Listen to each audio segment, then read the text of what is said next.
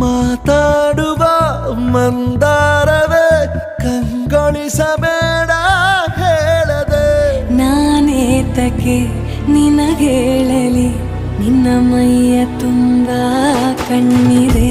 ಮನದಾಳದ ರಸಮಂಜರಿ ರಂಗೇರಿ ನಿನ್ನ ಕಾದಿದೆ ಬಿಸು ಮಾತಿನ ಪಂದ್ಯಾವಳಿ ಆಕಾಶವಾಣಿಯಾಗಿದೆ